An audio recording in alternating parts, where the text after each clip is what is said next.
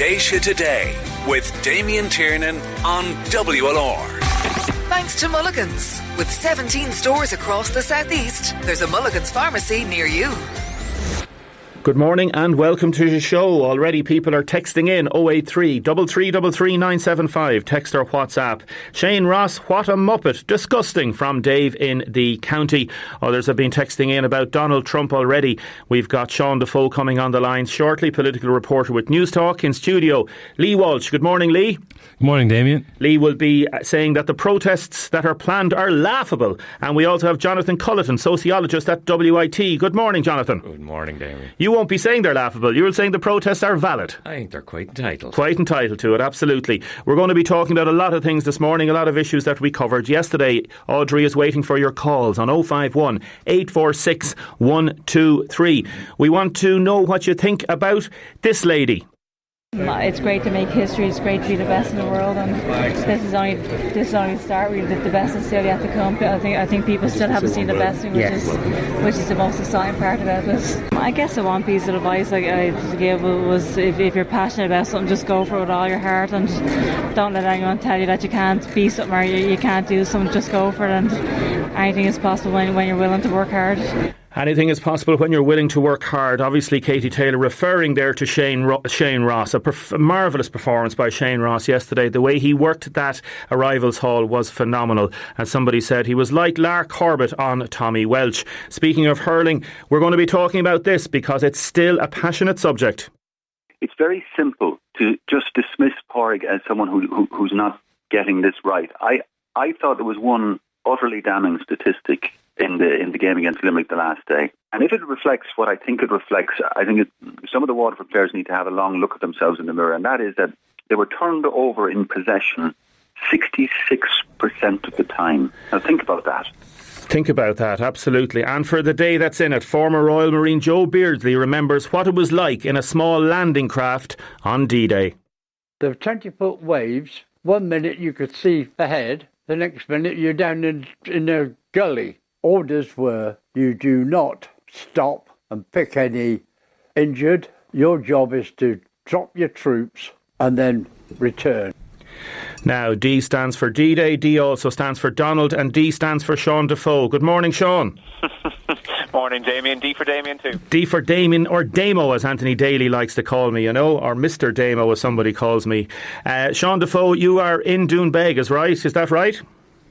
I'm on the way down to lovely Doonbeg at the moment. I'm still working my way down to Shannon there, where the meeting is going to happen later between Donald Trump and Leo Varadkar. Lovely. I wonder will you get through the massive security cordon that's down around Doonbeg, huh?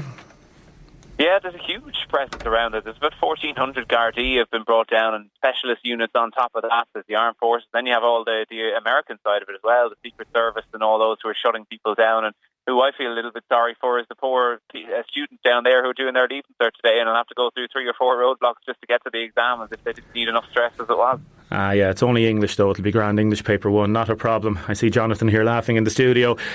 Sean, tell us on a serious note, obviously the spin has started now about what Leo will be talking about at this meeting, and we'll get this diplomatic thing coming out afterwards saying that he raised issues, that he said this and he said that. We're looking at a half an hour meeting between our Taoiseach and Donald Trump? Yeah, something around that. It's going to be quite short, and I can nearly write the press release for you as it stands already. Robust and an engaging conversation between the two on a range of issues that will go forward. But the Taoiseach's been fairly pragmatic about these in the past when he's gone to the White House, and we always ask, what are you going to bring up? How are you going to raise it? And particularly when you only have a half an hour to get your point across, there's not a huge amount of time there. You have to hit 1 or 2 main points, really. What they're saying they want to talk about from the Irish side is Brexit, one, and where the US is going to stand with either Europe or the UK afterwards. Northern Ireland as well. Donald Trump is still in the UK actually. He's coming back from a state visit there, and will have been talking to Theresa May about Northern Ireland and about Stormont. And the US obviously had a huge input there when the Good Friday Agreement was being negotiated in the past, less so in the last few years. So you'd wonder, will there be something of an olive branch there to say, we need a George Mitchell 2.0 to help out up there. Trade as well, because we'll get into, I suppose, Donald Trump and his trade wars. probably in a second, that's really been escalating. But also then visas, the E3 visa, which is the visa the Australians have to access the US. We want access to it. Essentially, the Irish government wants Irish citizens to be a part of that as well, which would help out a lot of the undocumented Irish in the US. So there's some of that to be coming up. Then from the US side, Huawei, the tech giant, a lot of people might have their phones. That's the big issue for them, because this is a ban that Donald Trump essentially wants to bring in on Huawei phones. It's a Chinese manufacturer, and the big fear from the US and from some other big countries, essentially that company leads, or is one of the leading companies in the world when it comes to 5G technology, which will be the next stage we all get to with our phones and our data on from 3G to 4G and so on. But they are afraid of what the potential for spying, eventually, and for espionage that can be used by the Chinese. So Donald Trump is threatening to withhold any information, any shared security information from countries who cooperate with them when it comes to installing 5G networks and being involved there, which could have huge impact not only for phone users here who have a Huawei phone who might soon be banned from the Google Play Store and have to find a different way or get a different phone, but also for international cooperation. And that seems to be one that Donald Trump really tried to hammer home in the UK and is going to do again today when he meets Leo Varadkar. What's your sense of how this visit is being received? We're going to have two gentlemen talking about it here in studio in a second, but from a general perspective, Sean, and a sort of a pulse of the nation, do you think people are fairly divided, Marmite style, on Donald Trump's visit? Or do we have a kind of a middle ground who say, it's not that big a deal? Some American presidents' visits, they always polarise, don't they? They do always polarize, probably Donald Trump more than any other. I mean, Barack Obama's was more of a state visit and occasion and definitely more welcome than Donald Trump's is this time around. From what I've been talking to people anyway, there seems to be two camps. One that's like, no, we can't have him at all, and he's an awful human, he's a racist and he's a bigot and a misogynist and everything else you'll throw in. And you'll see that with some of the protests today. There's going to be a big one outside Shannon, and then the big Trump baby blimp is going to be in Dublin tomorrow, the big 6 metre tall blimp that we've seen in London and elsewhere. And then there's another camp that's kind of saying, well, he's the president, he's democratically elected, you have to respect the office of the president of the US. And so much of our economy is fueled by multinational investment from the USA. I think there is a figure doing the rounds that about 1 in 5 people either directly or indirectly benefit from American investment in Ireland when it comes to their jobs. So there's the more the pragmatists there who are saying, well, we don't like the man, but we need the office and we need their money. But certainly, definitely not as welcome, I would say, as the Obama visit was before, and perhaps some other presidents might be. Sean Defoe, we'll let you go, continue on your journey, and make sure not to buy any milkshakes today, because I believe milkshakes are not being sold anywhere west of the Shannon. I'll try my best. Take it easy, Sean. Sean Defoe, political reporter with News Talk, thank you very much for joining us. Now, in studio, we'll have Lee Walsh. He ran as a local election candidate for Waterford City East as an independent, and Jonathan Culleton, sociologist at WIT. Lee Walsh, why do you welcome Donald Trump to Ireland, and why do you think the protests are laughable? Yeah, so first of all, I'd like to welcome President Donald Trump to Ireland. I stayed up all night the night he got elected. I was very happy. We stayed up till 6 o'clock in the morning watching the votes coming in. And I think he's doing a great job for America. I think he told everybody he was going to bring jobs back to America, and that's what he's done. He's brought over 5 million new jobs back to America in the last 3 years. And I wish we had a leader like that who would put our country first. Jonathan Culleton, how do you respond to that? Well, I would have stayed up quite late that night myself, although my reaction was probably slightly different, I suspect. You thoroughly dislike Mr. Trump? I think he's utterly incompetent. I think if we look at not the commentary around him, because I do take the point that there is a hugely alarmist kind of rhetoric around him. I think if you just look at what he says himself, just his own words, and leave the analysis there, he says things on a regular basis that are utterly misogynist and sexist, utterly racist and xenophobic. He appears to have absolutely no idea what he's talking about when he gets into things like trade deficits and tariffs. He genuinely doesn't seem to understand what they actually are or how they work. Well, the American economy is red hot. You know, I mean, all the unemployment figures are way down. Women, for example, are at the lowest unemployment rate in America since 1953. I think what we're seeing around the world is this Trump phenomenon. We've seen it with Brexit, we've seen it around Europe. There's a new politics engaging the world, and it's time for us to embrace it and not fall behind. It's easy to be negative.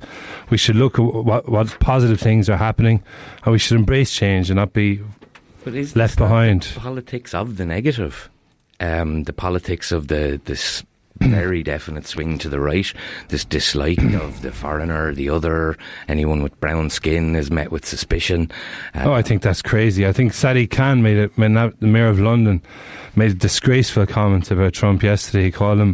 He said he was like the fascists of the 1930s, and I think that's fascist I think that's. I mean, the fascists of the 1930s killed millions of people. This is really insulting to all those victims to compare him with this.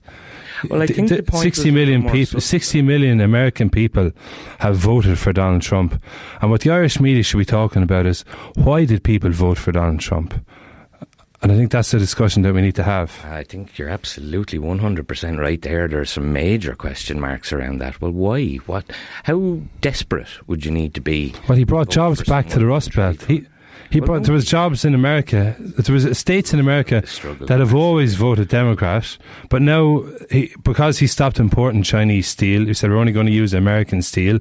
Now you have Volkswagen and Ford investing billions into the American economy in the last year. Car plants leaving the country on a daily basis. The steel issue, the real consequence of that has been higher prices for American consumers. Now there will be some American consumers that say fair enough. Well, there's 5 million extra jobs in America. He said what he's going to do. The Dow Jones is higher than ever. The economy is red hot. He inherited an economy that was doing very well. The trajectory has stayed much the same as it was in the last 3 years of the Obama administration. That's simply not true. The economy has soared since Donald Trump has taken over. Unemployment's gone way down. Barack Obama was a disaster for America. That's just not the case. Obama inherited an economy that was as bad as it had been since the 1930s and turned it around in a term and a half. I would say a fairly impressive achievement. Not perfect by any stretch. No, certainly not. We'll talk about some of the policies just in a second. Brian called in on 051846123 to say he can't stand Trump and his policies, but he says if the man was bringing jobs to Waterford, nobody here would have a problem with him. Irish people are very fickle, and has called in to say we should consider all the Irish living and working in the US. We send our children over there for better lives. If they were to take all American companies out of Ireland, where would we be? Other people saying that Donald Trump is president of one of the great world powers. Slight him and future American investment will go up the Swanee. Are we beholden, Lee Walsh, to America? Well, I think we're a very small country, and America has always been very good to us. So no matter who the president of America is, we need to know when to stay quiet. Like, we're a small country. We're the 8th biggest investor, believe it or not, in America. I don't, a lot of people, I don't like Saudi Arabia and their policies, but if they're bringing jobs here, we need to learn how to be quiet sometimes, Yeah, and that's probably where we part company. I'd agree with you on at least some of what you said. I think the issue is, this is, after all, a democracy, and we should be allowed to register a protest when people say and do things. There's nobody disputing that. Nobody disputing that. Trump does things that are objectionable, like other previous presidents, and therefore people have the right to protest about that. It happened with... there's nobody disputing the right to protest, but it's just embarrassing and it's infantile, a lot of the protests. OK, Lee Walsh, you got 523 first preference votes. Yes. Congratulations, well done. Thank you. Thanks to all the people who voted for me as well. On your posters and on your election flyers, you talk about immigration. Mass immigration into Ireland puts an unimaginable burden on housing, schools and hospital. Unimaginable. Unmanageable, if you read it properly, yes. Unmanageable. Yeah. Is that a kind of a Trump-esque way of putting things? No, I think it's common sense, and I think the phenomenon that's happened in America as well is that all these people that have been told to shut up for ages are now talking up. This is like, the political correctness is fascism dressed up as good manners. People need to, we're being told that if we question government policy, well then we're racist or we're accused of some other bigotry. We should be allowed to question government policy without those accusations being thrown at us to try and shut us down. What do you think? I think the election of Donald Trump is the end of an old era, and we've seen a new era dawning where people are going to, the ordinary working man is just not going to take it anymore. A new era. It's about time. A new era of right-wing politics? Absolutely not. It's just common sense. OK. What do you think of Peter Casey during the election campaign, where he was standing up in Mullingar and saying that he is... he supports racism, or he's a racist? Like, what's your view about that? I don't know anything about Peter Casey. I didn't vote for him. No, I know that, but would you be of the Peter Casey... I don't think so, no. I didn't vote for him, so I mean... Well, I know you couldn't vote for him because he was in a different... As for presidential election, I didn't vote for him. Yeah, but in terms of where he's coming from, like, what's your view about race and what racism? There's only one race, we're all the race of Adam. Like, I'm a Christian myself, so I don't judge anybody by different skin colour or anything like that. I don't think Donald Trump does either. I think what we've seen in America is the African American employment has gone way up. His support amongst the African American community has doubled.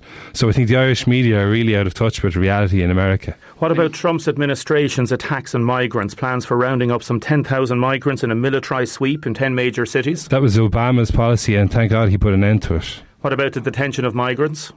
Again, that was Obama's policy, and Trump actually put an end to it. So all those photographs that we saw in the mainstream media were actually photographs under Obama's administration. So there's complete bias from the Irish media. And also, as well, I'd like to add as well, there's some vested interest in the Irish media as well. Like, I mean, Dennis O'Brien, for example, is very closely linked with the Clintons. So I think What about Trump giving confidence to racists and Nazis, Jonathan? Well, again, if we look at the stats, it's crystal clear that racists and Nazis feel emboldened under this administration. The numbers of anti-Semitic, anti-black incidents in the US has climbed and multiplied by huge statistics over the last couple of years. I mean, we boil back down to this PC argument again and again and again, and PC is painted as this kind of bogeyman by those on the right, as if it's kind of controlling their speech or whatever is described there as. It's not just fascism. people on the right. Everybody is sick of political correctness, What political correctness ultimately means is a very simple thing. You treat people as you'd like to be treated yourself. You don't isolate specific ethnic, racial, national groups. But it's about shutting down debate as well. About saying Mexicans are all rapists. Nobody ever said that. Trump said that the day Trump he never declared. said that. He never said he that. did on the day. Check out my Facebook page afterwards. I'll clarify that. He evidently did say that. What about the idea that Trump espouses a racism and a sexism and a right-wing philosophy which emboldens people to push forward certain agendas which can be very divisive? It's completely unfounded. I think Trump has heralded a new era. He's brought in a very positive effect into the world. He's brought about loads of new jobs in America like he said he was going to do. And I think the status quo don't like it, that the power has been taken away from them. So they're going to try every trick in the book to stop him. Do you believe Trump has given the backing to Boris Johnson? Do you believe Ireland should come out of Europe? Well, I think we need to have a discussion about what is the best place for Ireland post-Brexit. We need to weigh up. What's your own view? My own view is we need to have a look at what the trade deal is. We need to look at what the best place for Ireland is after Brexit. And I think anything that helps us, that's the way we should go. And I think there's no... Do you believe we should withdraw from Europe? No, I don't know the answer to that now. That's the truth. You must have a view on it. I don't know the answer to that, and that's the truth. I knew you were going to ask me this, and I was thinking about it. And I actually think like that... Be a mind reader. We need to... No, we need to do the maths on what our trades are, what our exports are, and work out where the best place is for us after Europe. To me, I must say that's just crazy talk. I'm a little too young to remember what Ireland was like before 1973 when there was no homeless people. But I can tell you that in the 70s when we joined, Ireland had about 63-64% of the average European income. We now have about 134% of the average European income. We are, to a man and a woman, thanks to all the American investment, considerably better off than we were before. Yeah, but there are other factors, and I mean, look at our national debt. It's over 200 billion euros now, and we're only servicing that debt. If that goes up if our interest rates goes up 1 or 2%, this country is destroyed. And we need to have friends in the UK, and we need to have friends in the US. We can't rely fully on Europe. There at all. I didn't get a chance to ask you during the election lead. Do you believe the Waterford Council is doing enough for travellers? I don't know, to be honest. I never really spoke. You had a big poster up near one of the halting sites saying, yes, yeah. Have you had enough of this? Had enough, yes. What did you mean by that? Just enough of government policy, basically, Oh, it wasn't referring to the travellers at all? Absolutely not. No, actually, I asked the travellers to keep an eye on it for me, because I get on very well with them. I like the travellers. They're always very pro-life and pro-family. They're always good family people, so I really liked them. And do you believe the council's doing enough for them? I don't know, to be honest. I don't know anything about that to comment on it, really. I think it's probably fair to say that there is no council that's doing anything like enough, or even meeting their basic obligations. The idea, given the level of need that councils are handing back money that was allocated to traveller projects, it's just unconscionable. And finally, Lee, what would you have to say for anybody that's protesting today against Donald Trump? Well, I just think I just like to say to everybody, give him a chance. Give Donald Trump a chance. Don't be so negative. Maybe try and be more open-minded and get with the times. Jonathan, get with the times. I think this man brings it upon himself. Every word out of his mouth is negative. I really don't see what he could possibly be expecting in return.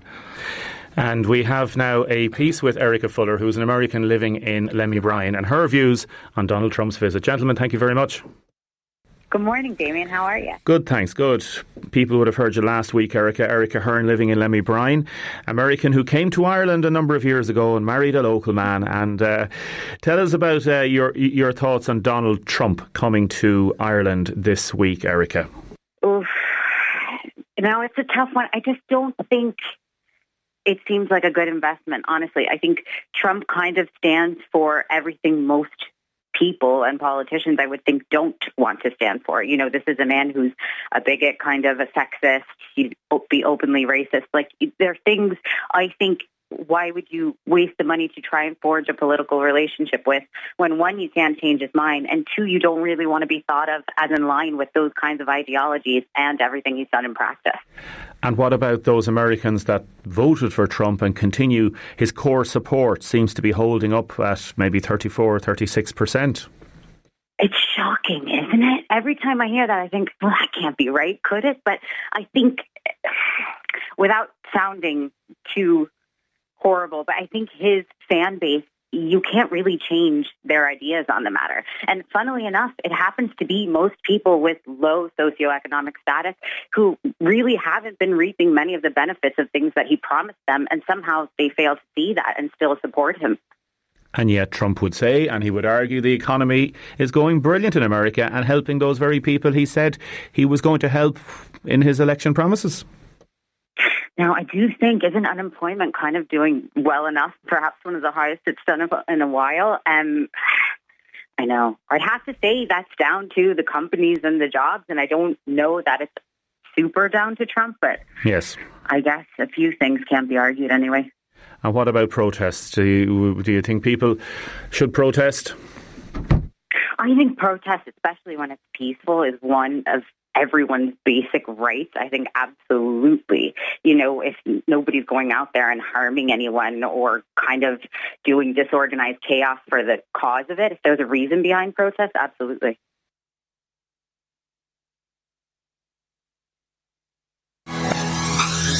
Join the WLR conversation on Twitter using hashtag Déise Today. With thanks to mulliganspharmacy.com. Déise Today with Damien Tiernan on WLR. Thanks to Mulligan's. With 17 stores across the southeast, there's a Mulligan's pharmacy near you. Now, welcome back to the programme. A lot of people texting in about that, and also texting in about an issue we're going to be bringing up shortly, a solar farm controversy. People in the Clonea area, will they be protesting about the planning permission being granted? It's on the front page of the Dungarvan papers today. Obviously, buy your local papers as well, the News and Star, the Munster Express, the two papers in Dungarvan. And we're going to be talking about Waterford hurling now in a few minutes. People texting in, listening to your discussion about Trump's visit last year. The Chinese president visited Ireland. Should there have been left-wing groups protesting against his visit? Damien, ask Trump's buddy what he thinks about the way Trump treats his wife and other women. Damien, why Trump, you may well ask. He's not perfect, but he is leading one of the most powerful countries in the world. Tony and Francis Court says, I think the power of being president of the USA has gone to Donald Trump's head, and this has affected him. It's like a drug, says somebody. Viva Mexico Carbone, says somebody else. Lee Walsh should know that Trump wouldn't have been elected if it wasn't for the Russian help.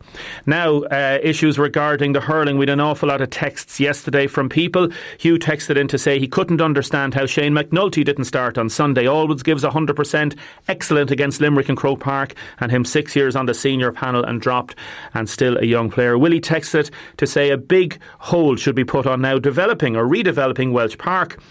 Regarding the players having had a training camp in Portugal a few weeks ago, Decky texted to say they must have been making too many sandcastles there. Jen texted to say players are accountable for how they play or the lack of it. And even Brian Cody, when he was appointed, had a bad first year. Porrick has to be given a chance.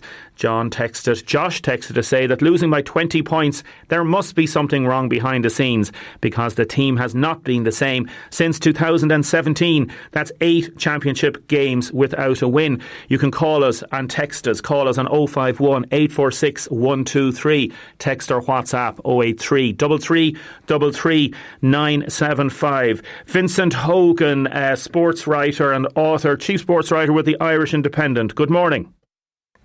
Morning, Damien. Thank you so much for joining us, Vincent. Vincent, the emotion has been taken out of this now after a few days, some might say, and yet in Waterford, people are still so emotional about what happened on Sunday. Do you think they're right to be upset still? I can certainly see why they would be, because if you think about it, Damien, it's almost like 2 lost years in a row. Last year, because of the circumstances and the injuries they got in Ennis, particularly in the first round against Clare, and then the ghost goal against Tip, they were just like a team that was cursed in Derek McGrath's last year.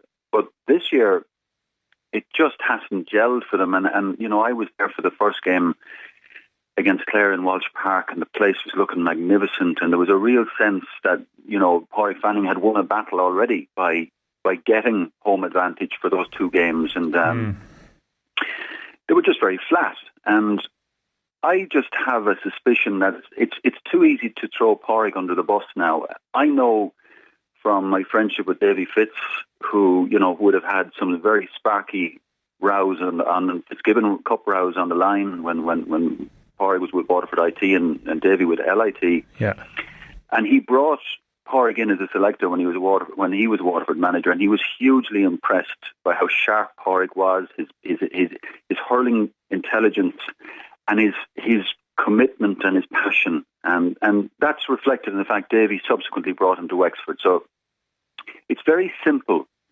to just dismiss Porrick as someone who's not getting this right. I thought there was one utterly damning statistic in the game against Limerick the last day. And if it reflects what I think it reflects, I think some of the Waterford players need to have a long look at themselves in the mirror, and that is that they were turned over in possession 66% of the time. Now think about that. Wow. That's almost 7 balls out of every 10 that Waterford got that were turned over in possession. We can go on till we're blue in the face about tactic and structure and system. If you're not at it in terms of your physical commitment to the game, you're really at nothing. And I don't know what a manager can do in that situation where there is this almost an approach to the game that it's non-contact. That seems to me to have been, once Aaron Gillan scored that early goal for Limerick, it seems to me that some of the Waterford players almost put down arms. And this whole thing reminds me a bit of what happened in Dublin, where they had Anthony Daly as manager for 6 years, and he was a real arm around the shoulder guy and one of the lads in many ways, and then they replaced him with Ger Cunningham, and it was chalk and cheese because Ger was a very, very smart, modern, technical coach, but wouldn't have had the man management skills maybe that Dalo had. And when things went wrong in that Dublin dressing room, it was very easy to pinpoint it as Ger Cunningham being the problem. But anyone who knows hurling knows that Ger Cunningham is a super coach. But I just felt it became convenient for the players to say it's the change of management that's the problem. Now, the same thing seems to me to be happening here, that a lot of those players in that Waterford dressing room, we know how close they were to Derek, that he was so supportive of them on and off the field. Porrick comes in, a slightly different approach, and suddenly, he's not up to the job. I don't buy that, and I think anyone who has watched Porrick Fanning in close proximity over the years won't buy it either. Vincent Hogan, Irish Independent, thank you very much. Pleasure, Damien. And with that, then, we have a little clip from Anthony Daly talking on the Examiner podcast. I would have said I fancied Limerick, I suppose, on that they would bounce, and I don't know, Waterford just against Tip after the goal, not after sending off so much, but after the goal where the two boys went up together and broke, and I just said, could they hardly pick it up, like, but we didn't think it'd be 20 points. I don't think there's a whole pile wrong in Waterford that can't be put right. Maybe the whole Walsh Park thing went against them in some ways. There was so much about it. Down after the league final at an old Renault gig, stuff in Déise and like, it was all the talk about Walsh Park was nearly bigger than how the team were playing, and Walsh Park's going to be looking, the field is never as good, and maybe some way that took over from actual getting out, do the business, A texter texting in, Damien, I was at the match at Welsh Park. I was disgusted with some of the Limerick supporters who were behind me. They cursed all the way through the match and shouted that Waterford won't win F all and won't win in Ireland for 100 years, and don't F and bother going to Cork next week. Damien, what happened on Sunday is disgraceful all around. There has to be questions asked at all level. Another discussion was held yesterday as well on the Examiner podcast between Anthony Daly, Donal Óg and Derek McGrath. Like, just how damaging the second year in a row not being in the tree. Yeah, damaging, but maybe a bit of reality needed as well in terms of, I'm not saying we haven't the players, but I just, like, only 3 teams can come out, right? So last year Limerick, Cork and Clare came out. If you had €1,000 in your pocket and you were to say who'll come out this year, you'd probably say Tip, Cork and Limerick will come out, and Clare and Waterford will be left. So, right, we're the one common denominator with last year. You ask yourself why. You say, what is the transition from, like, all I was hearing up to a few weeks ago is it's been seamless. Seamless. That was the word that was actually bandied around in advance of, or, in terms of the last few weeks, the transition from the league. And it had been seamless. So I think sometimes you need to look back before you look forward to what was going well in the league, what wasn't going well. And ultimately, sometimes, in terms of the analysis that's done on the team, how it's done, why were the team performing so well, we'll say, in the 3 or 4 years? Was it a hunger factor? Was it a kind of relationship factor? What was it? And the reasons why fellas were as to the forefront as they were. And look, I think the boys will all look at that. Jeremy made a brilliant point. It's the nature of the defeats. 13 points, 20 points, 19 points for Clare and Waterford. That's the most damaging in terms of being soul destroying. But look, I'm not going to stamp on anyone's grave, and I mean that with the greatest respect to everyone involved. I know them too well. I know that something good will come out of it if they just channel it in the right direction. Absolutely, and I wouldn't expect you to do that. And I suppose from 17 I would have expected maybe Waterford, to possibly have an All-Ireland in the bag at this stage. And that's the reason I'd be thrown out there. Yeah, and it's a fair question, and it's part, and I'm sorry now, Gerard, I'm probably hogging it here, but even in the winter of 2017, before my last year, there would have been kind of almost perception, look, you were a goal off it, you're so close, there's so much potential, there's so much young talent, and potential and talent are only distant relations to what's needed when it comes to a war zone. They're dangerous talk, and sometimes that can permeate its way from the outside in as well. A lot of texters still texting in about this. I know it's Wednesday, but the national papers are still writing about it as well. So it is a topic that people are very animated about. And also people asking, how are the Waterford hurlers going to play on Sunday or Saturday night against Cork? How is that going to happen? Hi Damien, Peter Hearn here. I can't for love or money understand why Jack Fagan from De La Salle is not on the panel. Natural ball winner, De La Salle's best player. Damien Vincent was talking rubbish. We played with a gale force win and played short puckouts, 5 small forwards. No tactics, no nothing. And this is from Tom, who's been going to matches since 1979. And other texters texting in that it's the fault of the manager, others saying that the players aren't giving enough and that there must be a look at all different levels. Others saying that the coaching levels at underage regarding the Déise Óg has to be looked at as well. Damien, the people looking after underage hurling have to look at how that are training and have to look at the minors and all the different structures and the grades. We're back with a lot more. Stay with us. It's good to talk. Déise Today with Damien Tiernan on WLR. Thanks to Mulligan's. For free advice on your healthcare, talk to your local pharmacist at Mulligan's. You got that power over me. My, everything I hold dear resides in those eyes. Déise Today with Damien Tiernan on WLR. Thanks to Mulligan's. With 17 stores across the southeast, there's a Mulligan's pharmacy near you. Welcome back. Keep your comments coming in. Text and WhatsApp 083 3333 975, or you can call Audrey on 051 846 123. We are going to be talking in a few minutes about concern mounting over a plan to construct a major concrete manufacturing facility near Stradbally. A lot of issues to be raised there about that. Also, planning permission has been given for a solar farm in the Clonea area. We are going to be talking about that. Also, the Anna Kriegel trial. Evidence coming out of that. On the hurling, people are saying, one person texted the person most missed from the sideline and by that team is Dan Shanahan. He hasn't never stopped for a minute encouraging the team both on and off the field. What a shame. Other people commenting on the county board, other people commenting on the hurlers going to Portugal and the money that's been spent. Others saying that the hurlers are not to blame, that it is got to do with management structures. Now, RTE hurling analyst and current Laois manager Eddie Brennan, he says that he thinks there's a lot more to Waterford's predicament that meets the eye, and he's been talking on their programme basically saying that the Déise obviously have racked up a miserable total of only 50 points from the 3 championship games, including the loss to Limerick by 20 points. And he was on Monday saying basically not too many people are aware of this. I do know that some Waterford senior players were looking for Matty Kenny.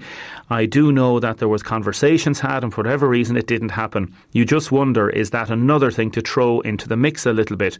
Pat Ryan from Cork was also in the mix and there were other issues.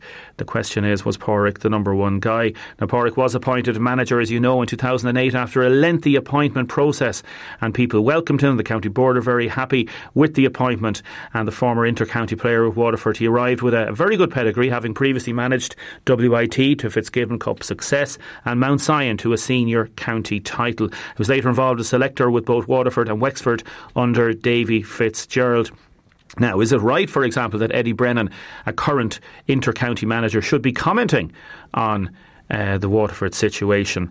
And Eddie went on to say that having an input from some of your senior guys in picking a manager definitely helps, but I do think the tail can never wag the dog. And he said, maybe controversially, that maybe some of the senior players saw this appointment as going off on a different route. They were very comfortable in Derek McGrath's setup. And, quote, if the county board are doing their business within reason, they have to consult a few senior players and canvass views. If there's a huge issue, there obviously has to be dealt with, but I certainly think that the player's job is to play. Once you put on a jersey, be it club or county, there has to be a sense of taking it to the max. The manager has to be fit, and the setup has to be fit. I get that, but if you are genuinely interested in being the best and representing your county, you have to have a responsibility. So what do people think there about Eddie Brennan's comments? Is it right that he is commenting, as I say, in the middle of a championship match, in the middle of a championship season? Other texts and people talking about the issue we had yesterday, giving their support to Ciara. We heard Ciara from Cappoquin, who wasn't able to go on holidays. A number of people saying Ciara should get support from people and suggested a GoFundMe page. Dave had texted in to say, if you enter your passport number, you should have to enter your passport number when booking a hotel or flight. This would stop and show up on sites if the passport was out of date. But he doesn't condone any issues when people show up at a passport office and they are treated rudely. On roundabouts, we got some great responses regarding the roundabouts and driving. Madge texted to say, generally people in Waterford don't know how to use roundabouts, in particular the one up Matty's Hill. She also texted about the state of the old Waterford Crystal building in Kilbarry. No effort being made to block up the broken windows. Ask what the county council has got to do with derelict buildings.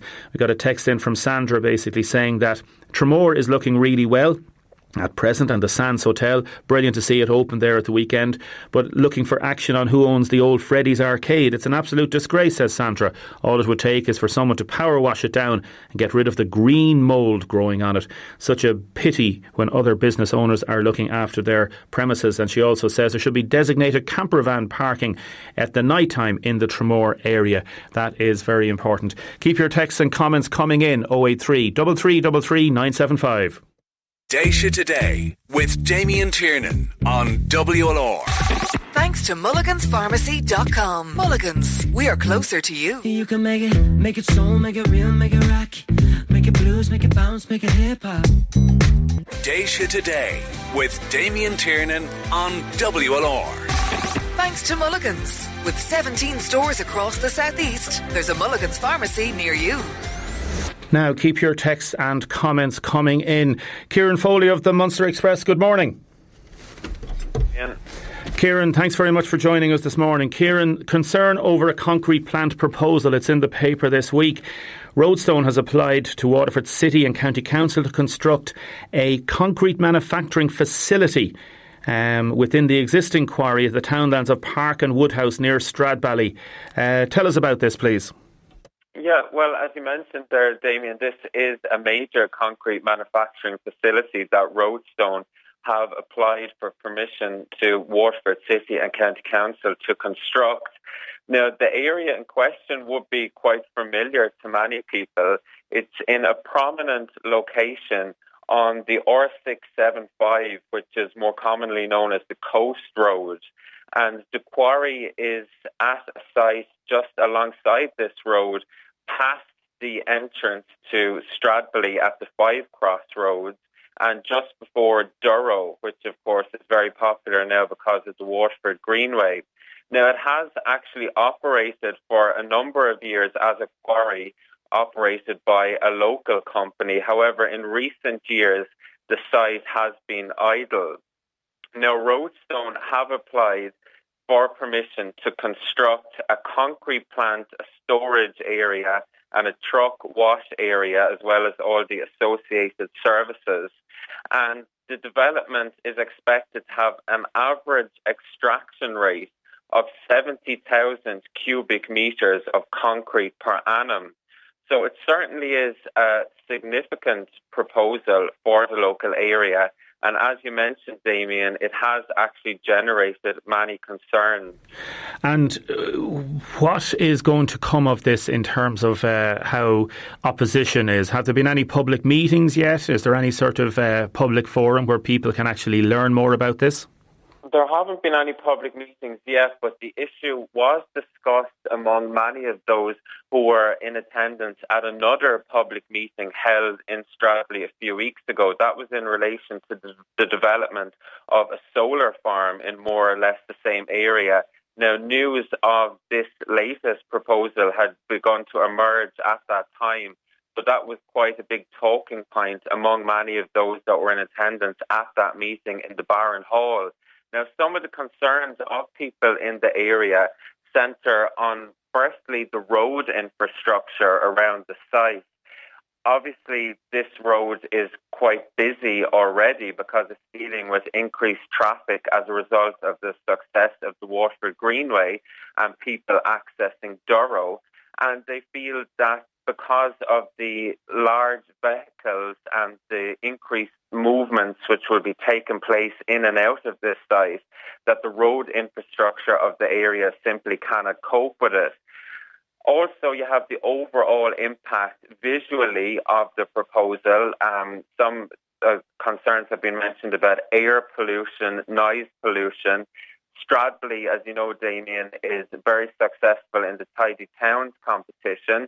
It's a picturesque village, and the Tidy Towns group there do Trojan work in maintaining the area and ensuring that all the approach roads to the area are kept in top condition. So people feel that because of issues such as dust being generated from the quarry, that a lot of this good work could be undermined. And there are also concerns because of the quantity of land that's now owned, that there could be, at some stage in the future, an intensification of quarrying, that the projections that are being given for the work that will take place at the site could at some stage actually increase in the future. Okay. Now, submissions can be made on the proposal until June 18th, and a decision is then expected by July 9th. Super. Kieran Foley, thank you very much for joining us this morning. Pleasure to have you on the line there. Some people have been texting in about that. Now, Ciara, good morning. Morning, Damien. How are you? Good, good. Jennifer managed to get you there a second ago. Ciara, people heard your story on the radio yesterday. You're living in Cappoquin. You weren't able to go on holidays on Sunday. You had to give your holiday away to your sister because your passport issues weren't sorted. That's correct, Damien, yeah. And your sister is over in Crete at the minute, and you were saving for the entire year since Christmas. You presented this holiday, I suppose, planned to your two daughters just there at Christmas time, wasn't it? That's right, yeah. Ciara, I have a bit of news for you. Right.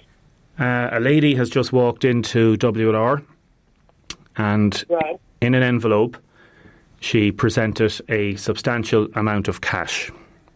And she said, that is for Ciara to go on a holiday. Oh, my kids are here. Oh, my God. No way, Damien. Yep. No way. Oh, lads.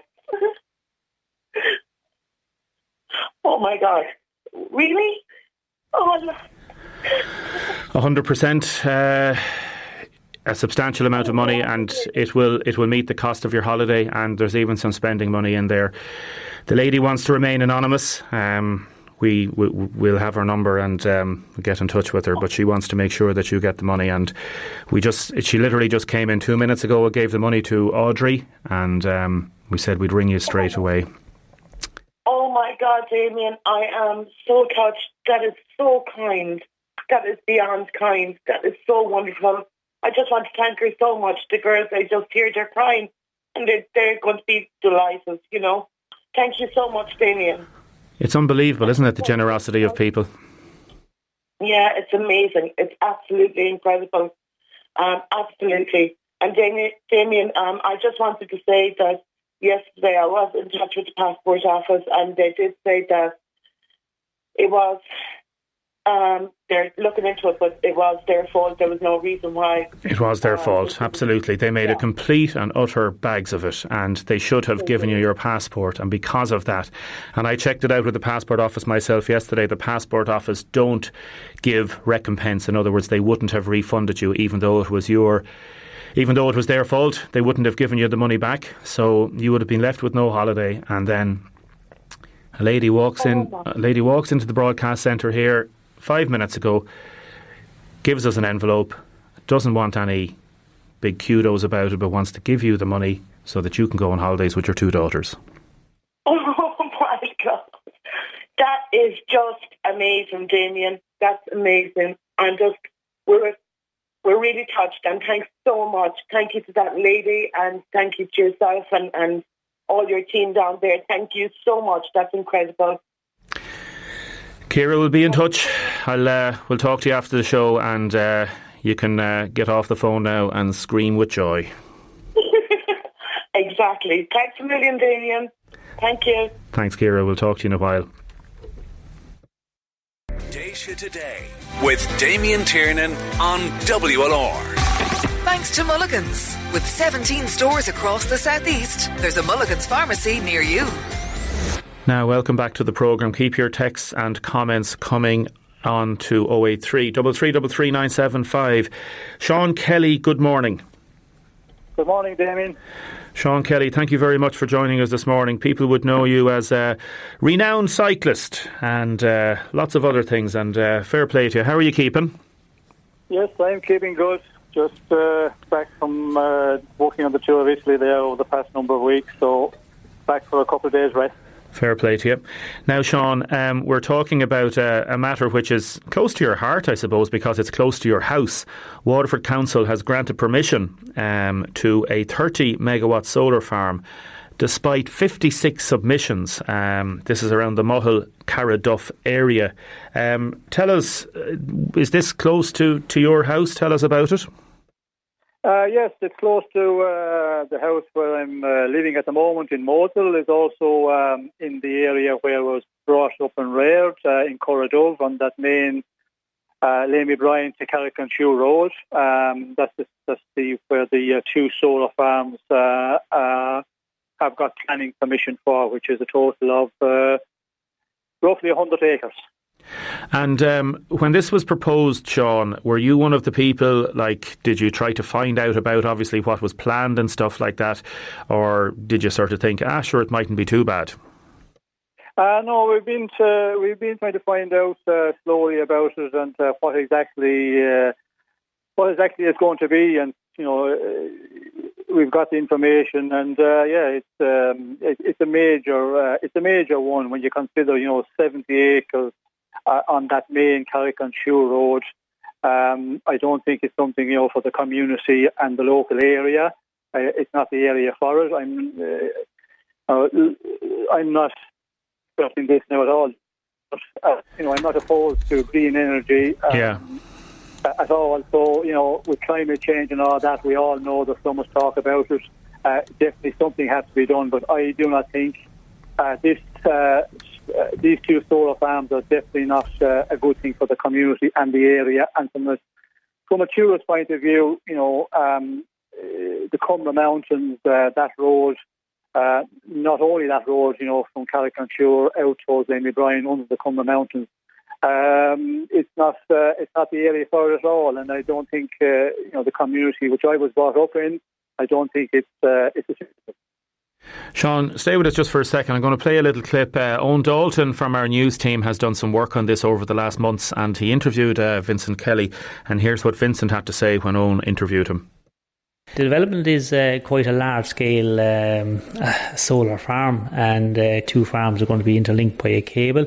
The key concern I would have is that really what we're looking at in the location, unfortunately, is that it's industrialising a rural area that has very, very scenic views, and one of the best scenic views, if people know it, when you come out of Carrick-on-Shure and you come out about 4 miles and the actual Cumra Mountains expanse opens up in front of you, and there's going to really affect the actual views. The only information we've really gotten is there was an information meeting there held last summer in the Carrick Hotel, and other than that we've received no information. To attend that information meeting, I think you had to be 200 metres from the perimeter, so a lot of people didn't actually know about the meeting, and still to this, even as late as this week, people living within 500-600 metres didn't even know about the solar farm. There were some very convincing arguments put up there, so I felt perhaps there's another side to it. So I'd just like to hear the other side from maybe the people who were for it. Now, Sean, the company that is looking to propose this solar farm is BNRGN Muttle Limited Renewables. You've been around Europe a lot, and you'd see a lot of different ways, I suppose, people harnessing green energy. Is there any way that any kind of even a smaller scale solar farm might be able to be agreeable to locals? Well, I suppose, as mentioned there, the information about it and guidelines and all that, we don't have much on that really to go on. So that is, I suppose, that is a concern. But when you just look at the information that I've been getting there recent, really, they're talking about a substation of 110 kV, where Kilmacthomas have a 38. So that just gives you an idea. And Kilmacthomas, with the factories there, that gives you an idea of the size of this thing and community. It's not something that is going to fit in well in the community at all, and that area especially. So the alternative is, what do you do? And traveling around Europe, I suppose the alternative is, micro generation, which is solar panels on your roof, and that's something I think a road which needs to be go down. Okay.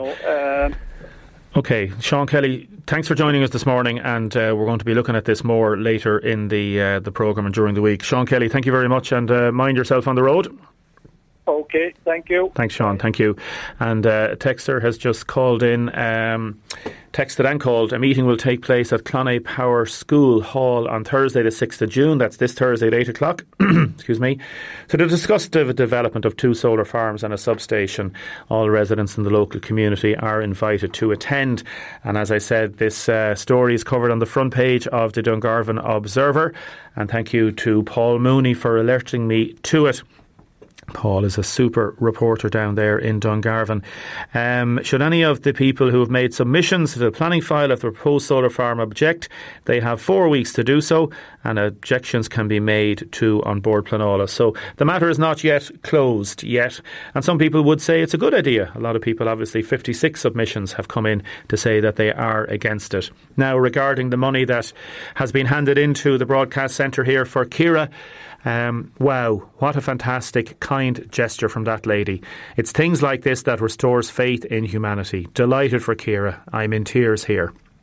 Damien, what a lovely gesture by that lady. It restores our faith and reminds us that there are great people out there. It's great to have good news. Hope they have a fabulous holiday. That's from Siobhan. Déise Today with Damien Tiernan on WLR. Thanks to Mulligan's. Blue Club rewards from mulliganspharmacy.com. Spend a little to earn a lot.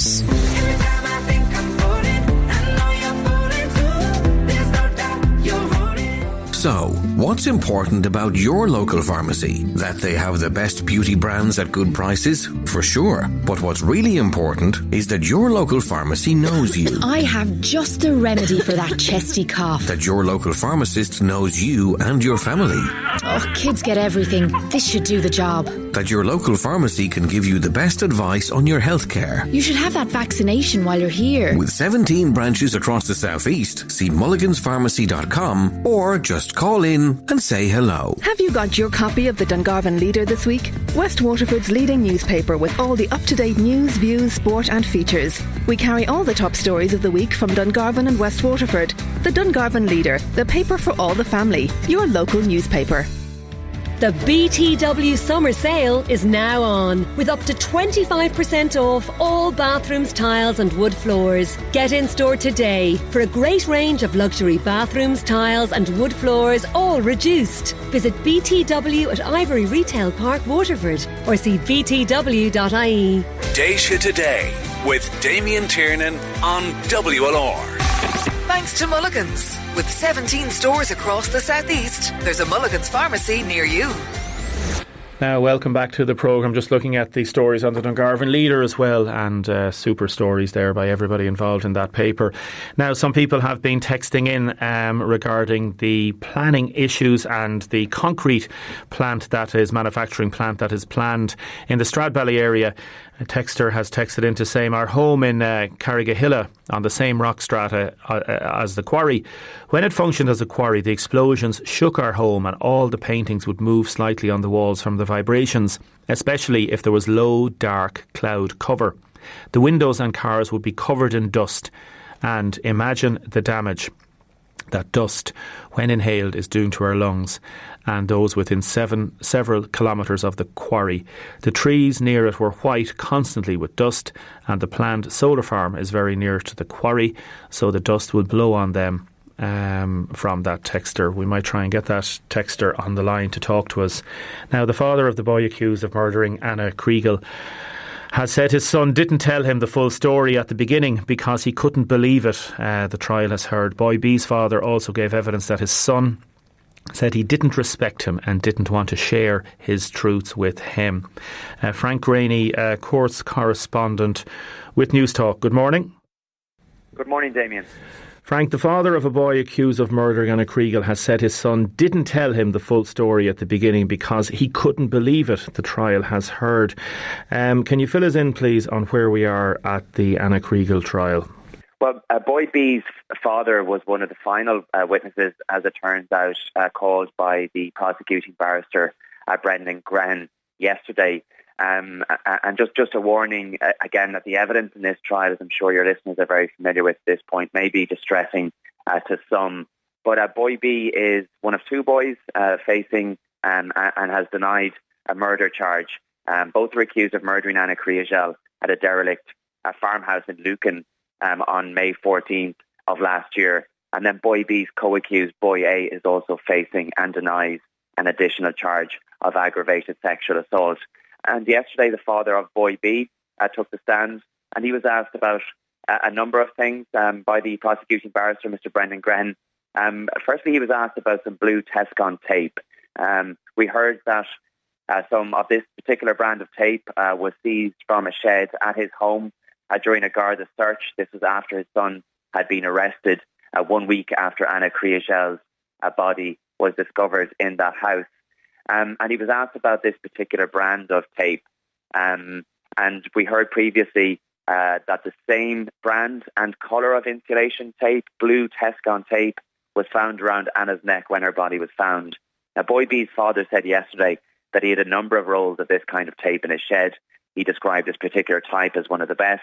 And when used, he said it creates an airtight seal He said it's very expensive. It costs somewhere between 30 and 35 euro per roll.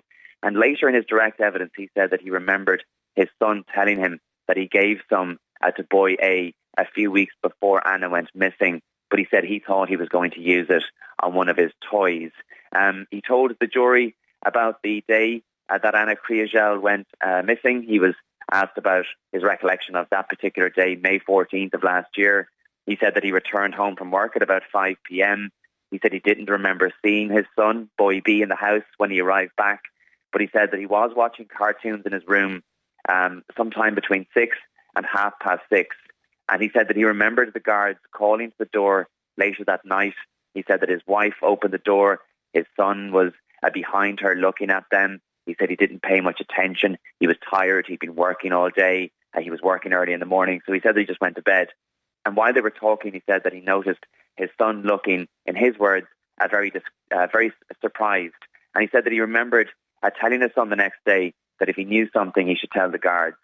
He described going on a walk through the park with his son on the Wednesday. This was 2 days after Anna Kriegel went missing. This is a park near Anna's home in Leixlip.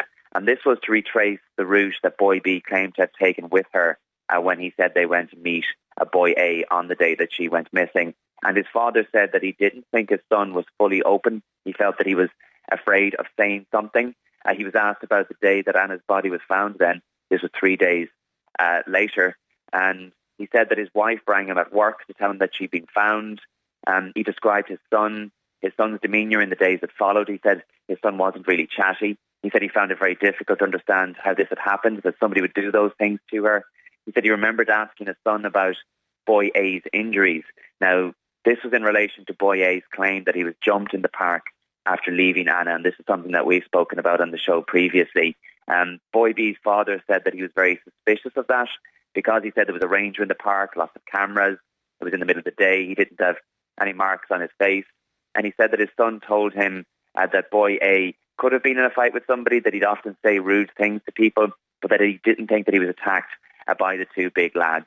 And in relation to what happened to Anna, he said his son wasn't capable of doing anything like that. Now, he was also asked about a conversation that he had with him after he returned from one of his periods of detention with Gardaí under arrest. This is after he'd been arrested on suspicion of Anna's murder. So in his initial interviews with Gardaí, boy B denied going into the abandoned house where Anna was found.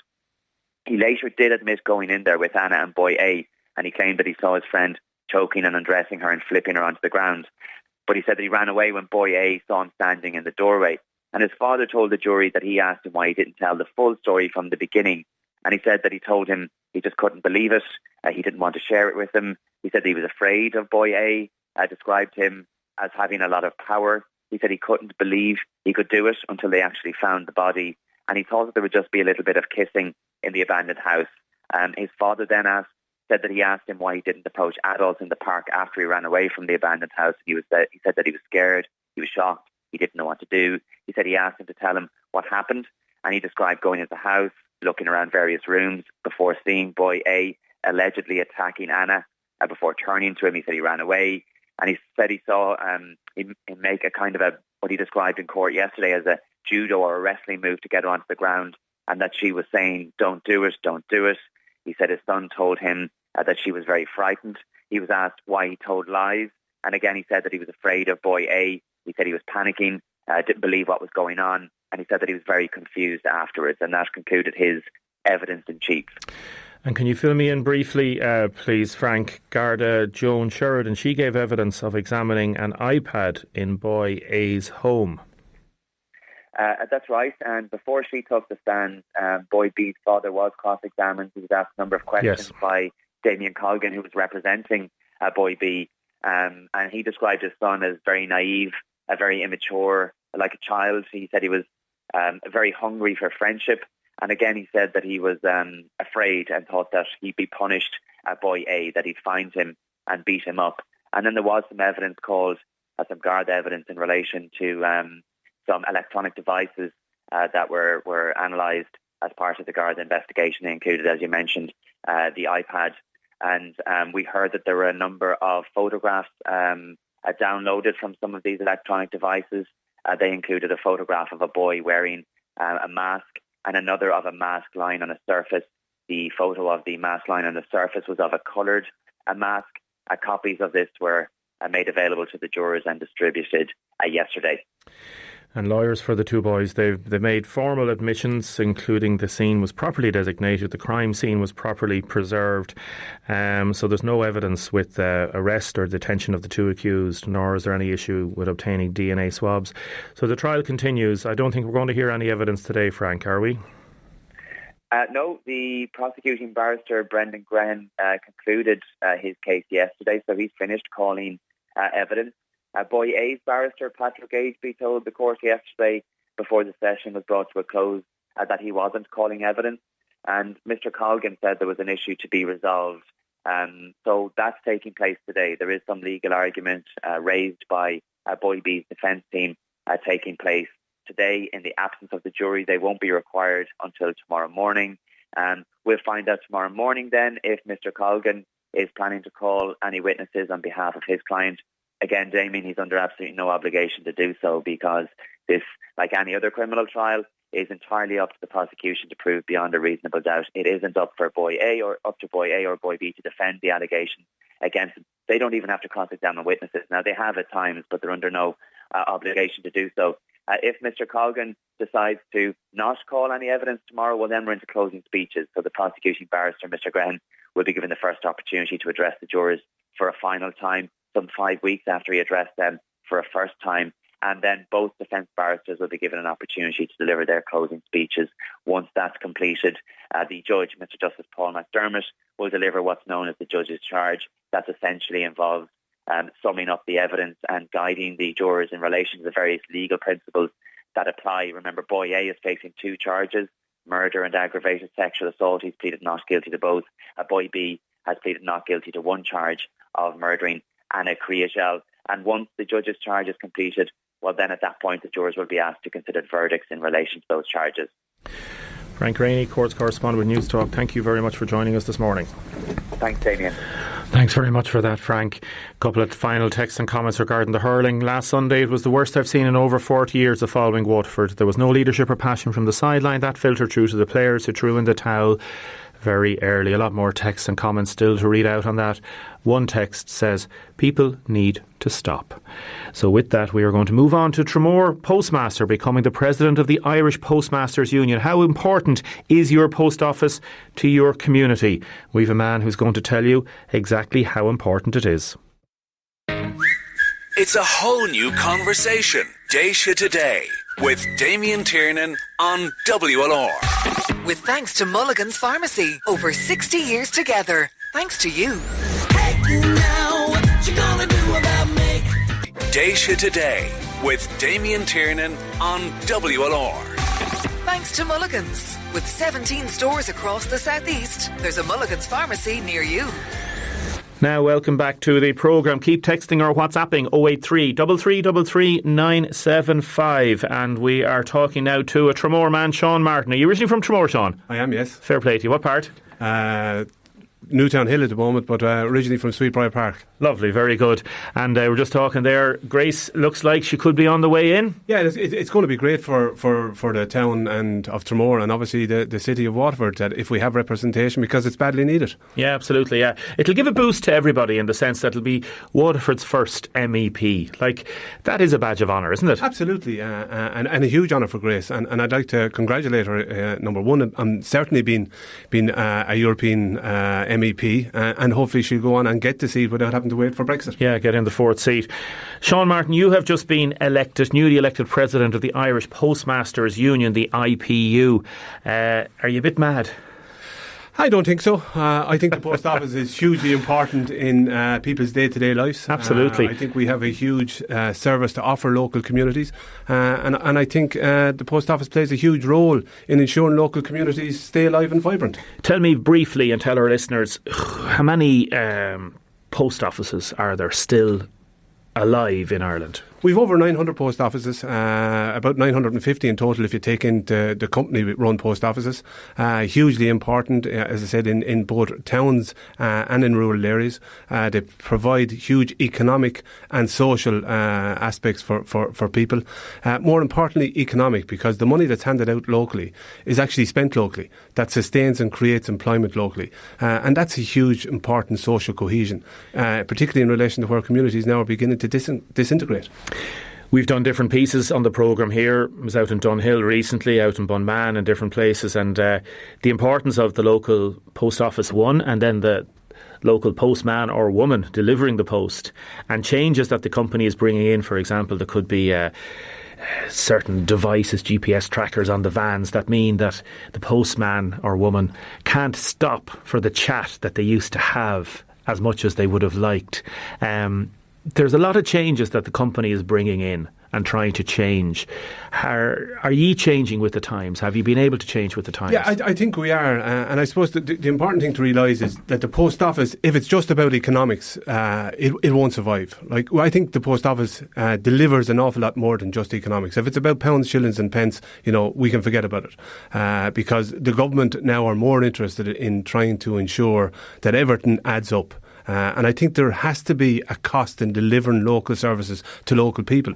And we talk about, the government continually talk about carbon footprint, but yet they make services longer and longer accessible for people. And that doesn't make sense. Has the post office changed? Yes, it has.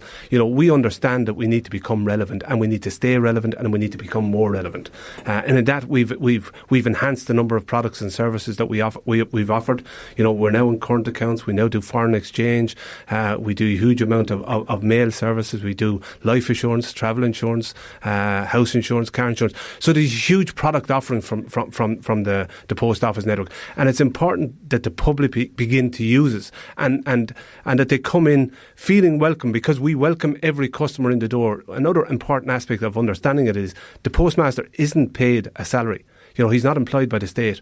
He depends on transactions in his door. He's a self-employed individual. If the transactions don't come in, he doesn't get paid, and therefore he becomes less viable.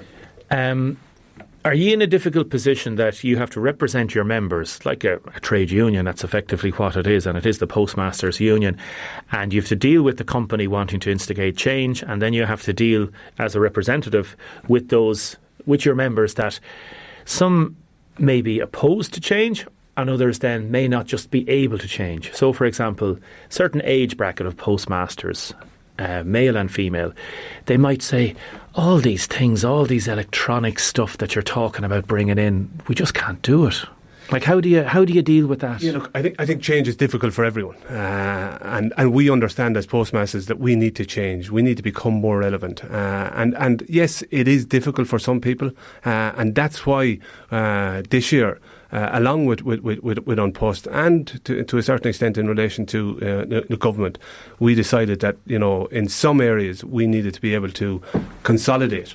And consolidate, I mean, we needed to be able to close post offices where that business transferred to other post offices and made them more relevant and more vibrant. I was out at the day the post office closed in Clonmeaden. We just had a text in from somebody. Damien, if the post offices are so vital to our community, why are they closing them all? We lost our village post office. It's very hard for the elderly of the parish. You've had to be involved in negotiations effectively regarding the closure of some post offices. That must be really difficult for you. It's hugely difficult for us, but the reason why we ended up having to consolidate some post offices is because of the lack of a government commitment. The government policy was to maintain the network of post offices in their last programme for government, and unfortunately they haven't delivered on their side of the bargain, because we have been asking for more government services to be delivered through post office, and there's a number of services that we can do in relation to motor tax, driving licences, form generation and form completion, which can save the taxpayer huge amount of money annually, because we can generate every form that the government needs on the technology that we have. So we've fabulous technology, some of the technology we've sold all over the world. So it's there, and you'd have to ask yourself why the government need alternative channels or want to provide more infrastructure when they already have it there. They can have the state on their doorstep if they want. Out in Passage East, the post office closed. We were there as well when that closed, and they were looking at maybe putting in a post office up in Crook, just up the hill. But because the costs associated with that, because obviously you've got to have security measures and all that, is there any way that the government could grant aid retailers that if there was going to be a post office in their shop or in their area, that it might be facilitated? Yeah, I think they can. I think it is getting to the stage where if we want to deliver the service, if the government want to deliver it, and they say they do, they say they're an important economic infrastructure in both in rural and urban Ireland, I think if they want to do that, they've got to pay for it. Like if you look at the English model, they pump billions of money over the last 10 years into the post office network.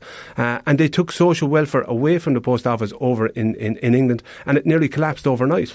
Right. And now they're actually trying to invent the wheel again. So they're pumping money back into villages to see can they reopen post offices. You know, do we want to go down that road? I hope not. I hope the government are going to be committed to the post office network, that they are going to deliver services. As I said, you know, we are certainly disappointed that some post offices have closed.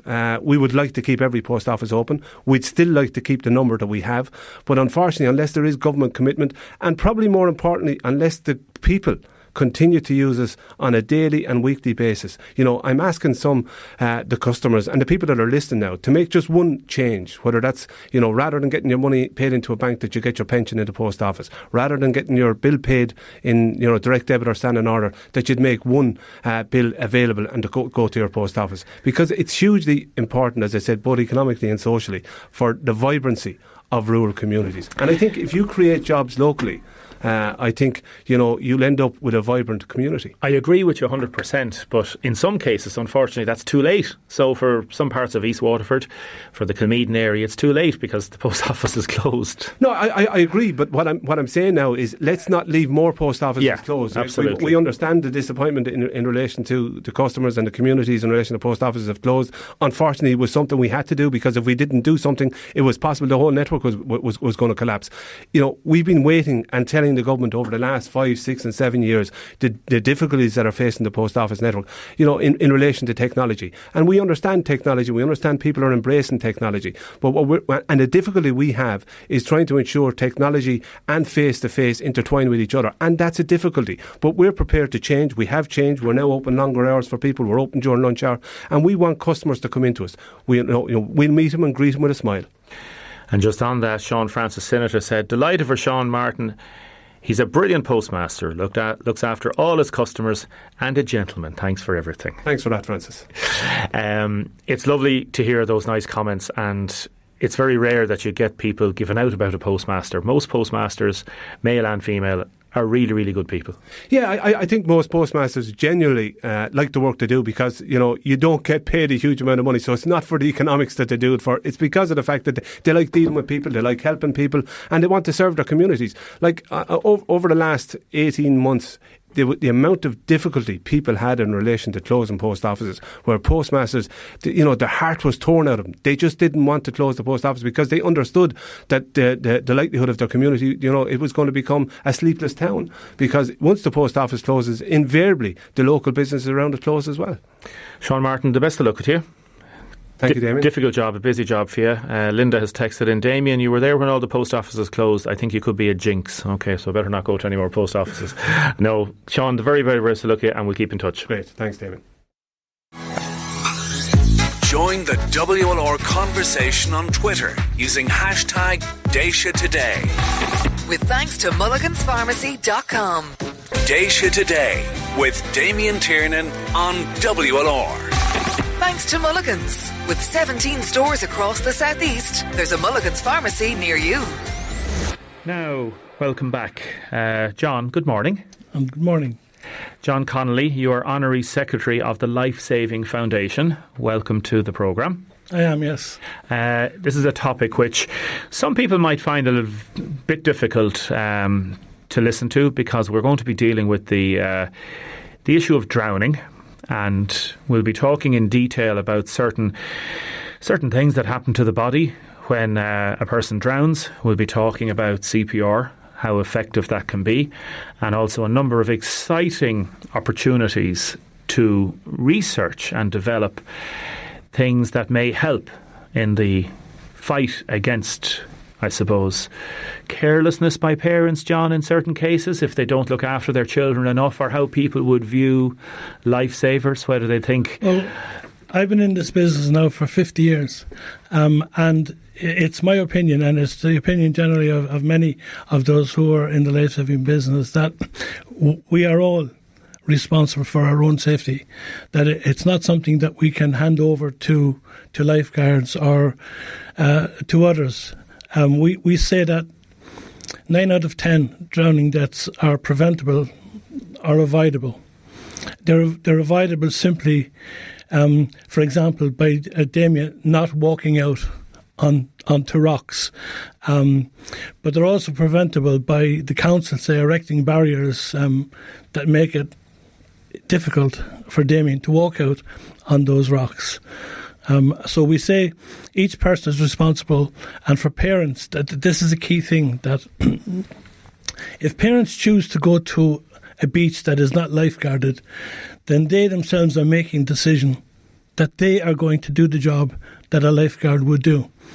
Like on holidays some years ago in Australia, and we were warned about tides and rip tides and all types of tides, just maybe only 20 metres away from the water's edge. And I remember getting caught in a tide. I was on a kind of a boogie board, and it took me a good minute, I'd say, to try and get past that tide, to try and get back in. And I was a relatively strong swimmer, but the fear that came over me, that grips you, when a force as immeasurable as water is threatening to take your life. It's horrendous. Yeah, you were probably caught in a rip current, and rip currents are, there are things, again, I said, lifeguards will identify where a rip current is and mark it. And if you're, as I said, if you're a parent and you're choosing to go to a beach that isn't lifeguarded, then you have to know what a rip current looks like. You have to adopt that particular role. And very few people do, because they've never really experienced it. You see, we for years we've been telling people, for example, advice like swim parallel to the shore. But the advice swim parallel to the shore is part of a package that starts with go to a lifeguarded beach. Second one, swim between the flags, and then swim parallel to the shore. If you go to a beach that isn't lifeguarded and you swim parallel to the shore, there is a chance that you actually might swim into a rip current. And the advice, again, if you are caught in a rip current, is that if you're a swimmer, you float on your back, you allow the rip current to take you out, and then when it loses power, you go sideways and swim in. The advice now in relation to panic is very simple. In any drowning situation, don't panic. No, it's not. It's float on your back. 10 years ago, we started a project now, and it was called Float First, Swim Later. And basically, the advice, and that's the advice that was taken up by RNLI later, where they have. But the advice is, if you find yourself drowning, you roll onto your back, kick your legs if necessary, you float, and you breathe. You sort out your breathing. Because the definition of drowning is actually experiencing breathing difficulty in water. So you roll onto your back, you allow your breathing to sort out, and while you're doing that, then you think about what you're going to do. Again, if you're on a lifeguarded beach, it could be simply just waving your hand to attract attention. How effective do you think the patrols have been around Waterford City or Dungarvan or different places to try and stop suicide by drowning? The patrols have been very effective. This is one of the things that about 10 years ago, myself and one of my colleagues went to Derry to see file search and rescue, where they had, at that time, file search and about 30 persons drowned annually in Derry, in the file. And they set up patrols, walking up and down, and they reduced that down to 3. In Waterford, I know that Waterford Marine Search and Rescue do foot patrols as well. In Wexford, Wexford Marine Watch do the same. And Wexford Marine Watch were in a situation where actually we gave them an award a number of months ago. We had the Garda Commissioner present it to them. In the first 4 years of their operation, they went from 15 persons a year drowning in Wexford to 0. No one drowned. And what they were doing is identifying people who looked to be at risk and approaching them. And they would effectively say to you, Damien, are you feeling suicidal? How important is it for as many people as possible to learn basic CPR? It is essential. Let me give you a time frame. From the time a person stops breathing and their heart stops, there's a 10-minute window. Not this golden hour that we talk about. The golden hour that people talk about applies to people who are experiencing heart failure. But when your heart stops, when you're not breathing, there's 10 minutes. In the first 5 minutes of that, your body, your brain particularly, can survive without oxygen. But after that, your brain cells start to die and they do not regenerate themselves. So therefore, if you're at home and somebody experiences a heart attack, and it's most likely to be a heart attack because statistically in Ireland you have about 10,000 heart attacks annually. You have to know what to do within those 10 minutes. You can't depend on that an ambulance will get there, bits and pieces. And therefore, it comes back to what I was saying about parents. If parents choose to go to a beach that isn't lifeguard, they better know how to do CPR. So if somebody gets a heart attack, or if somebody is in a drowning situation, comes out of the water, and you feel or fear that their heart has stopped, CPR, you're telling me, just continue it, do it, keep doing it, because you can get them back. This idea of coming back to life. Yes, let me give you an example. Let me ask you to imagine two men lying on the ground. Right, they're side by side. One has experienced a major heart attack. The other has been removed from the water and from a drowning incident. Now, neither of them, their heart's not working. They're not breathing, but they're not the same. Because in a heart attack situation, as soon as your heart stops, your breathing stops. But that means that your blood is still oxygenated. You have about 4 minutes worth of of oxygen within your blood.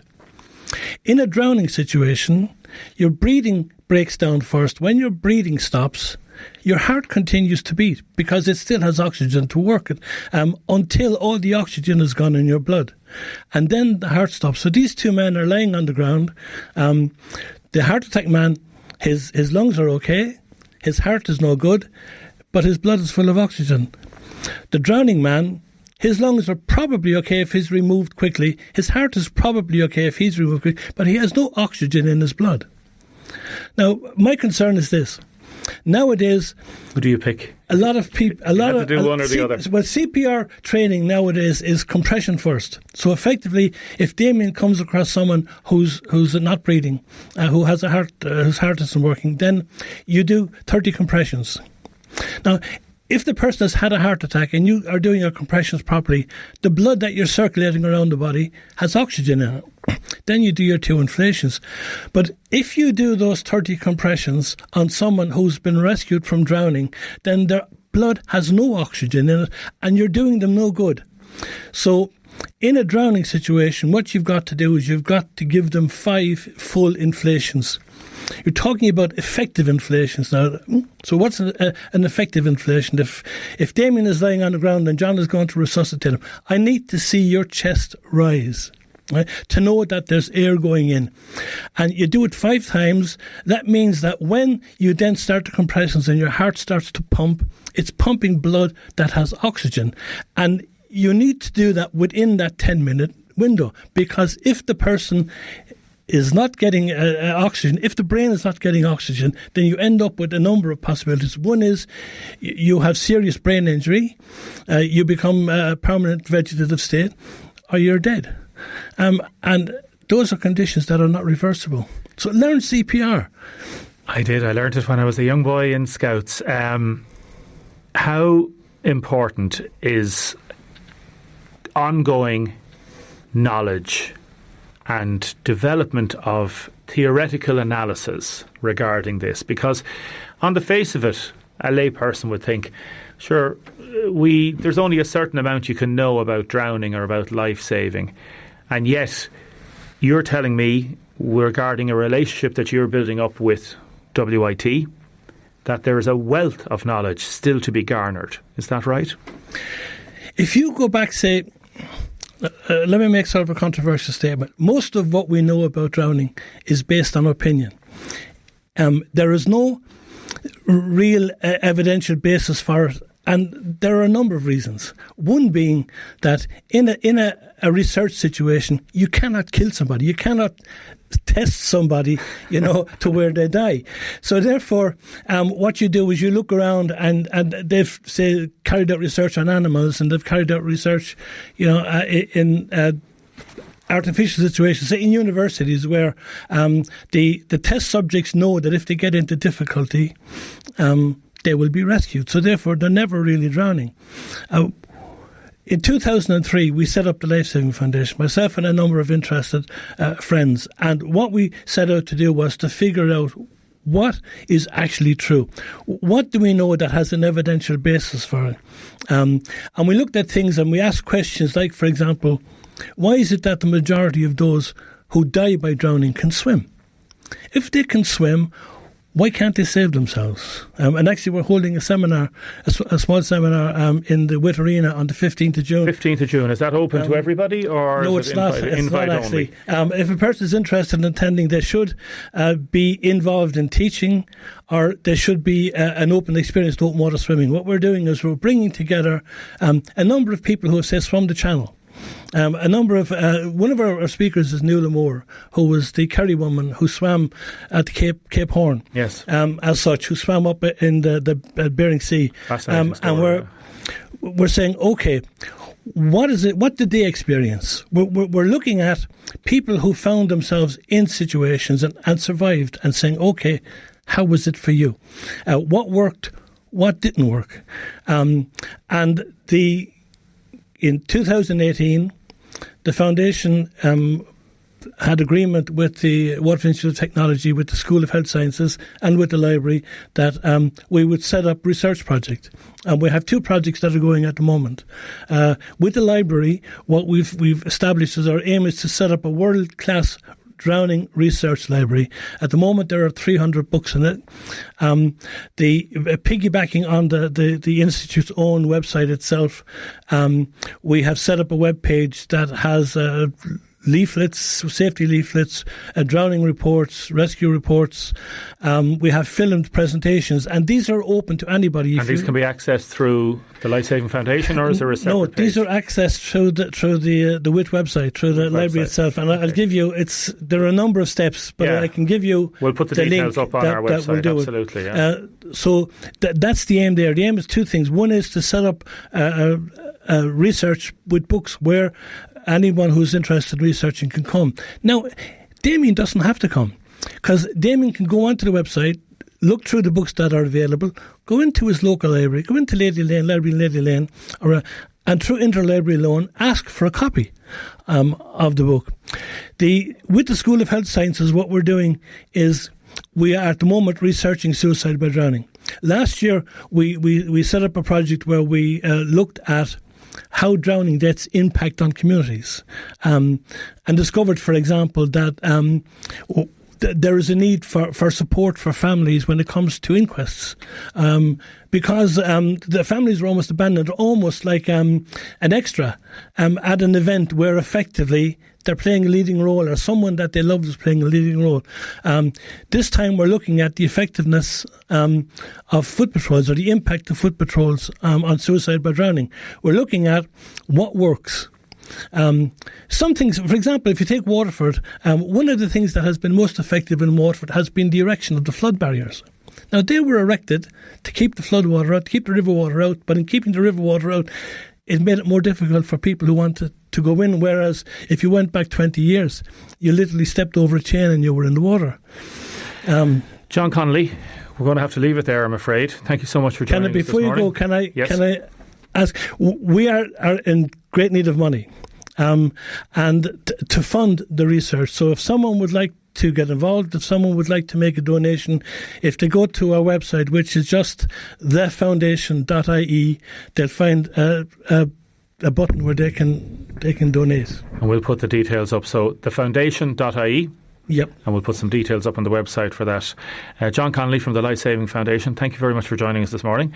And we will talk to you again later in the summer, hopefully, with good news in the sense that we'll see if a lot of these things that you've been saying are being borne out in reality. Thank you, Damien. Thanks again, John. Fair play to you. Also, thanks to Tara for texting in. Damien, Sean Martin and his team in Tremore and the Post Office are our most valuable asset. My father collects his pension every week from them. They're not just a service, they are friends. Long may they continue to do what they do exceptionally well. A lady texted in about an incident that took place in Red Square or John Roberts Square the other day where a man was drunk and there was some young lads there, and the man picked up the chairs near a cafe near Penny's and threw the chairs around. It was lucky there wasn't a young child around. It could have hit a young child with a chair. There were no guards around. Whatever I do, I hope you read out this text on air. Thank you very much for that texter to text in. Now we're going to end the show with a little clip from Ciara. An hour ago we heard Ciara where we rang her, and thanks very much to Jennifer and for David for organising the programme today. Jeff is coming up next. We're not going to play our normal outro music. So here is the moment we told Ciara that she was going to be going on holiday. We'll talk to you tomorrow.